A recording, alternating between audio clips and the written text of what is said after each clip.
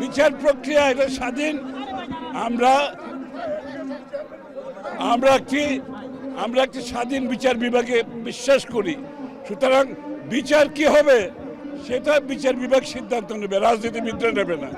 বিগত দিনে যেটা হয়েছে সেটা আমরা করব না। স্থলে আমরা সবাই এখানে উপস্থিত হয়েছি তার স্মৃতির প্রতি শ্রদ্ধা জ্ঞাপন করার জন্য। এটা তার প্রথম সমাধিস্থল। শহীদ জিয়াকে হত্যা করেও যারা গুম করতে চেয়েছিল,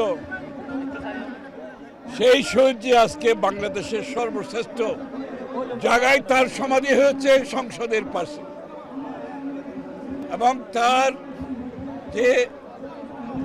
যে স্পিরিট, দেশের স্বাধীনতা, প্রথম মুক্তিযোদ্ধা, প্রথম বিপ্লবী, স্বাধীনতার ঘোষক, যিনি যুদ্ধ করে দেশটাকে স্বাধীন করেছিলেন, আজকে তার প্রথম সমাধিস্থলে আমরা সম্মান জানার জন্য, তার প্রতি তার সম্মান জানার, শ্রদ্ধা জানার জন্য এখানে উপস্থিত হয়েছে। কিন্তু তিনি আজকে শুয়ে আছেন বাংলাদেশের সবচেয়ে শ্রেষ্ঠ জায়গায়, সংসদের পাশে শুয়ে আছেন।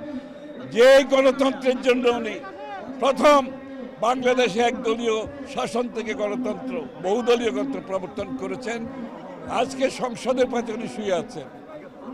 আমরা তার প্রতি শ্রদ্ধা জানাচ্ছি।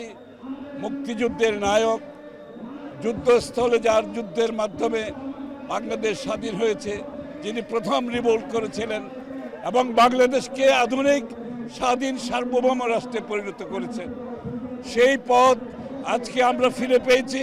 তারেক রহমানের নেতৃত্বে সেই পথ ফিরে পেয়েছি। বিচার প্রক্রিয়া এটা স্বাধীন। আমরা